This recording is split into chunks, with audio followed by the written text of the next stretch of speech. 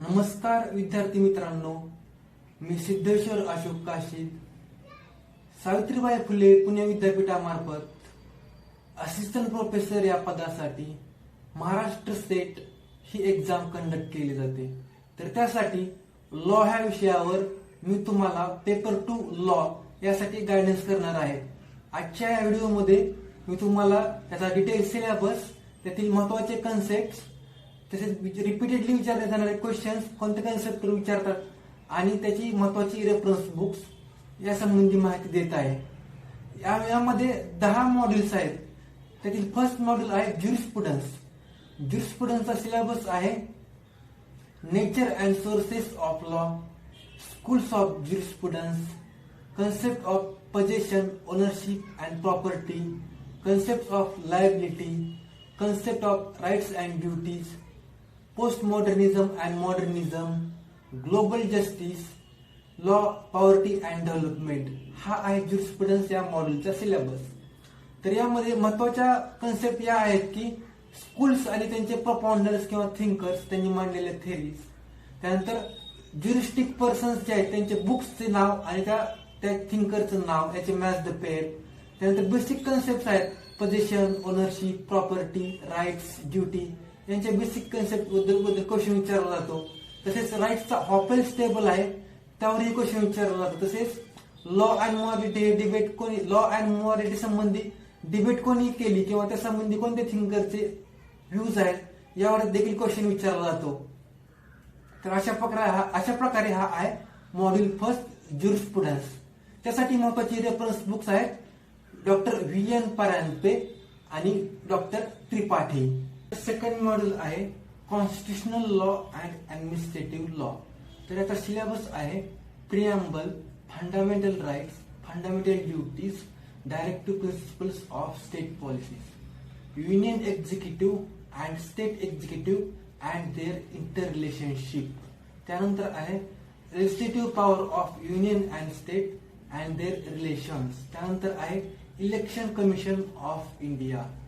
त्यानंतर आहे temporary and transitory provisions.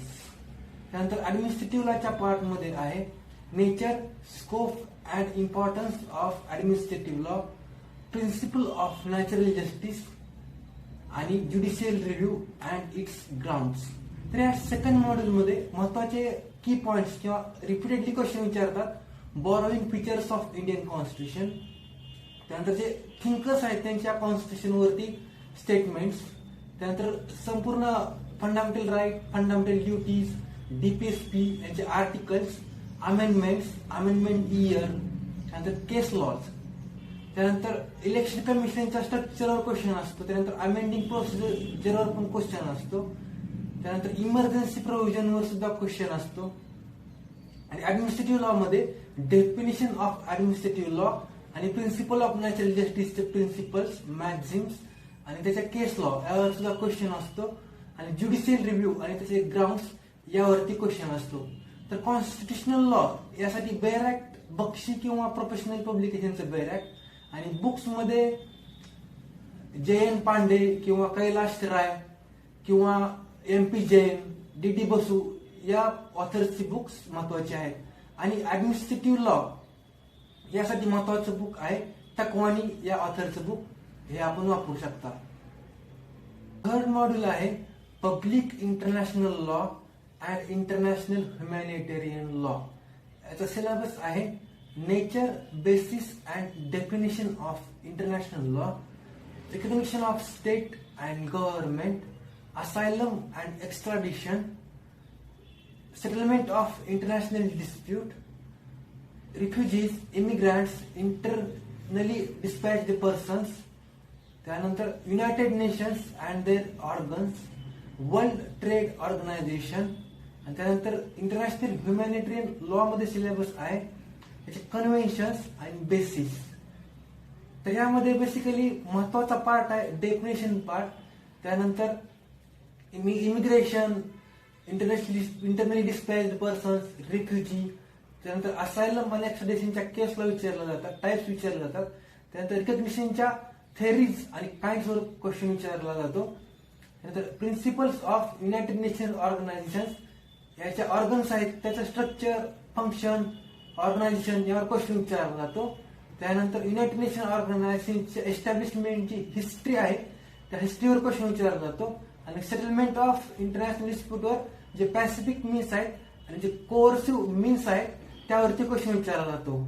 आणि इंटरनॅशनल ह्युमॅनिटेरियन लॉ मध्ये जिनेव्हा कन्व्हेन्शन किंवा वर्साईल ट्रिटी याबद्दल क्वेश्चन आणि त्याचे जे प्रोव्हिजन्स आहेत त्यावरती क्वेश्चन विचारला जातो. तसेच युनायटेड नेशन्स चार्टरचे आर्टिकल, इंटरनॅशनल कोर्ट ऑफ जस्टिसच्या स्टॅट्यूटचे आर्टिकल यावरती क्वेश्चन विचारला जातो. आणि महत्वाचे म्हणजे केस लॉवर क्वेश्चन विचारला जातो. यासाठी थर्ड मॉड्यूलसाठी महत्वाची बुक्स आहेत SK कपूर आणि OH अग्रवाल यांची बुक्स हे महत्वाचे आहेत, हे तुम्ही आपण वापरू शकता. त्यानंतर नेक्स्ट फोर्थ मॉड्यूल आहे law of crimes.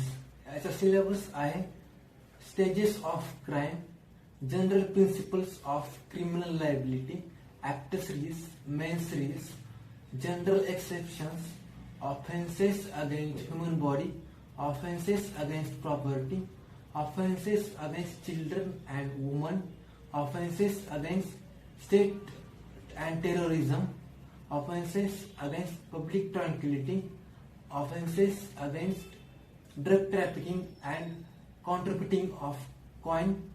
Then I have the next part आहे abatement, attempt and criminal conspiracy, theories of punishment and their theories and their impacts, victim compensation. असा हा लॉ ऑफ क्राईमचा सिलेबस आहे.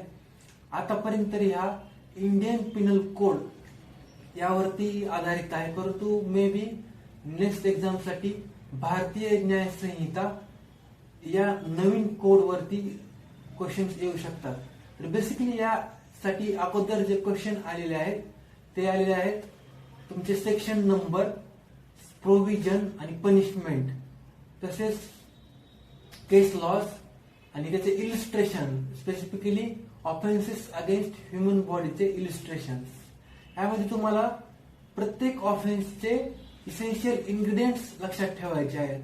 यासाठी तुम्ही जर IPC वर question आले तर बेर ऍक्ट आणि बुक वापरू शकता KD गौर आणि रतनलाल अँड धीरजलाल, किंवा मग तुम्ही BNS वर सुद्धा जे नवीन बुक्स अवेलेबल आहेत ते वापरू शकता.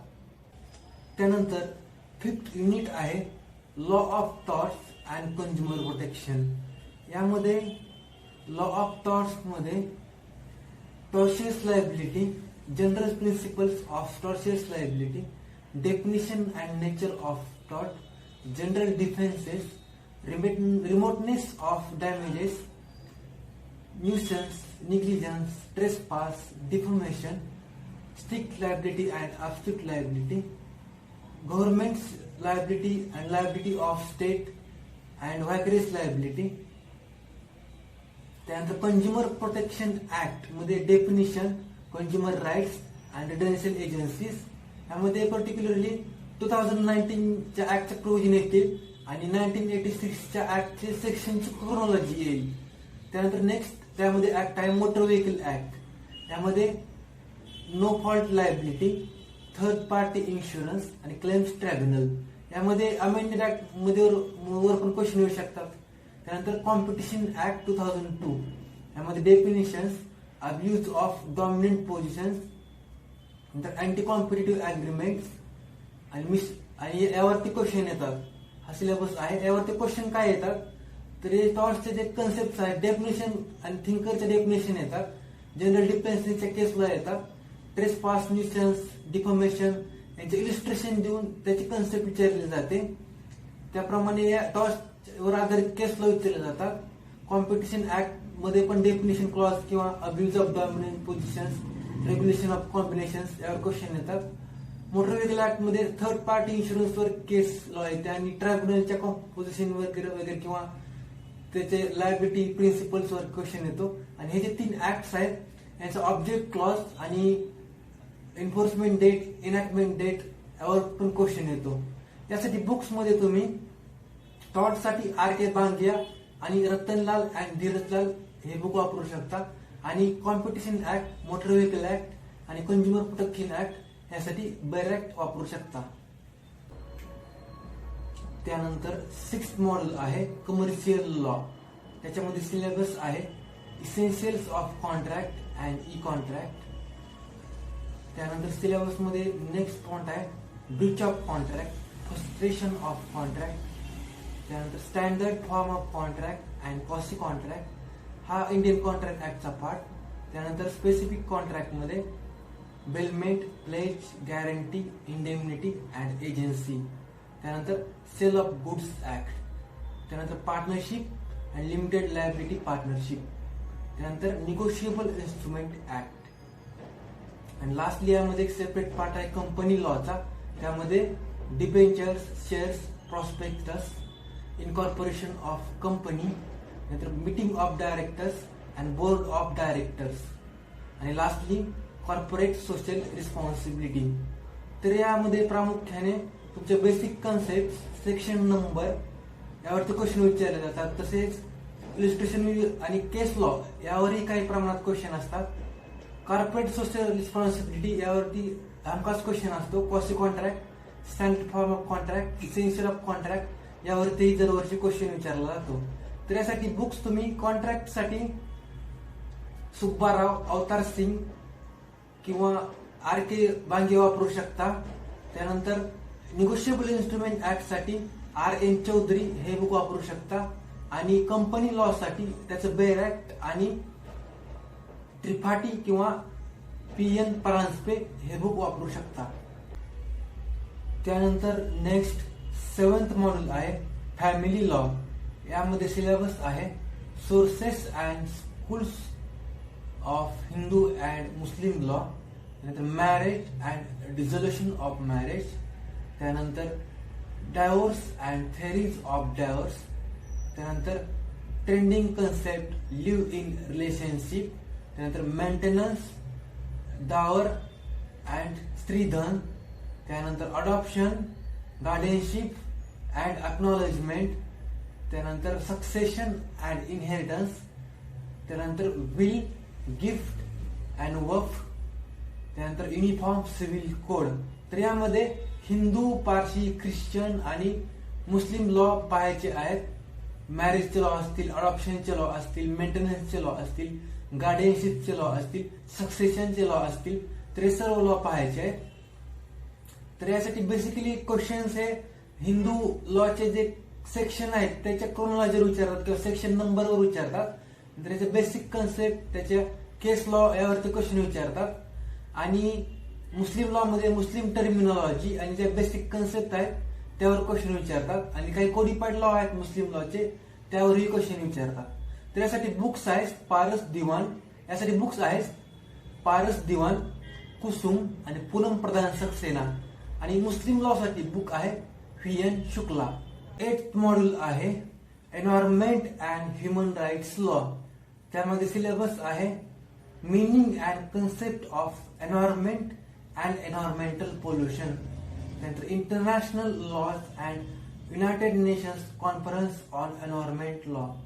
Then legal and constitutional provisions related to protection of environment in India. Then environment impact assessment and hazardous waste control in India. Then next I people and development in India. And the next I evaluation of human rights. Then the next concept I disabled groups. त्यामध्ये आहे children, women, minorities, physically disabled people and older persons. त्यानंतर next आहे international bill of human rights. त्यानंतर next आहे commissions आहेत women national human right commission, national commission for women, national commission for children, national commission for minorities, national commission for scheduled caste, national commission for scheduled tribes. अशा commission आहेत. आणि त्यामध्ये आहे protection of human rights act. तर यामध्ये basically definitions clause विचारला जातो environment protection act मधला, नॅशनल ग्रीन ट्रिब्युनल ऍक्ट मधला. त्यानंतर ह्युमन राईटचे ते UDHR आहे तो विचारला जातो. बिल ऑफ ह्युमन राईट्स विचारलं जातं. त्यानंतर जे कमिशन्स आहेत त्या कमिशनचं स्ट्रक्चर, फंक्शन, पॉवर विचारलं जातं आणि प्रत्येक ऍक्टचा ऑब्जेक्ट क्लॉज विचारला जातो. यासाठी बुक्स आहेत. एन्व्हायरमेंटसाठी RK बांगिया आणि ह्युमन राईट साठी तुम्ही प्रत्येक ऍक्ट साठी बेर ऍक्ट वापरू शकता. त्यानंतर 9th मॉड्यूल आहे intellectual property rights and information technology law. यामध्ये सिलेबस आहे meaning and concept of intellectual property rights, theories of intellectual property rights, international conventions on intellectual property rights, copyright and neighbouring right. यामध्ये आहे subject matter, limitation and exceptions, infringement and remedies. त्यानंतर law of patent. यामध्ये patentability, procedure of grant of patent, limitation and acceptance, infringement and remedies. त्यानंतर next law आहे law of trademark. यामध्ये registration of trademark, kind of trademark, infringement and passing of remedies. त्यानंतर protection of geographical indication. त्यानंतर biodiversity and traditional knowledge. त्यानंतर आहे information technology act. त्यामध्ये definitions, subject matter, digital signature, electronic signature, electronic governance, electronic record. त्यानंतर त्यामध्ये आहे duties of subscribers आणि lastly आहे सायबर क्राईम, त्याच्या पेनल्टीज अँड ऍडज्युडिकेशन. तर यामध्ये बेसिकली प्रत्येक ऍक्टच्या डेफिनेशन क्लॉज, सेक्शन नंबर, त्याचा सब्जेक्ट मॅटर, त्या ऍक्टचा ऑब्जेक्ट यावरती क्वेश्चन विचारला जातो. कन्व्हेन्शन आणि थेरीजवर हमखास क्वेश्चन असतो.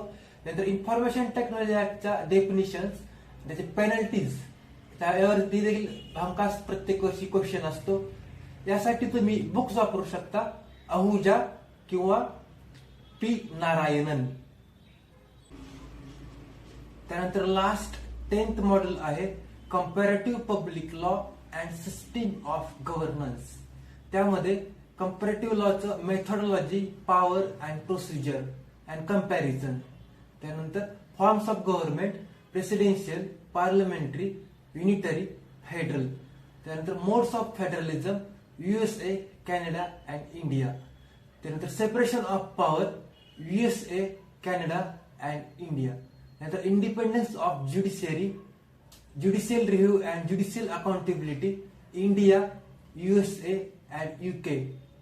त्यानंतर system of governance and constitutional review, USA, India and South Africa. त्यानंतर judicial review, USA, India and France. त्यानंतर ombudsman, Sweden, India and UK. त्यानंतर open government and right to information, India, UK and USA. तर यामध्ये basically त्या other countries या syllabus मध्ये दिलेल्या आहेत, त्यांच्या कॉन्स्टिट्यूशनचं कंपॅरिझन आहे. यामध्ये महत्वाचं म्हणजे forms of government, types of government, system of governance, त्यानंतर right to information act, Lokpal and Lokayukta act यावरती क्वेश्चन विचारले जातात. आणि अमेरिकेच्या कॉन्स्टिट्यूशनचे जे आर्टिकल्स आहेत त्यावरती क्वेश्चन विचारला जातो. यासाठी तुम्ही बुक्स वापरू शकता, DD बसू किंवा MP जैन. तर अशा प्रकारे हे 10 मॉड्यूल्स आहेत लॉ ह्या सब्जेक्ट साठी. यासाठी मी तुम्हाला सिलेबस, बेसिक कन्सेप्ट, महत्वाच्या पॉइंट्स, रिपीटेडली विचारणारे क्वेश्चन्स आणि बुक्स या संबंधी माहिती दिली आहे. तर यासाठी लवकरच मी डिटेल्ड कोर्स अगदी फ्री ऑफ कॉस्ट मध्ये तुम्हाला युट्यूबच्या माध्यमातून घेऊन येत आहे. कारण महाराष्ट्र सेट ही नेक्स्ट 2025 मध्ये फेब्रुवारीच्या एंड मध्ये किंवा मार्च मध्ये होण्याचे चान्सेस आहेत. तुम्हाला त्यासाठी तुम्हाला शुभेच्छा. थँक्यू.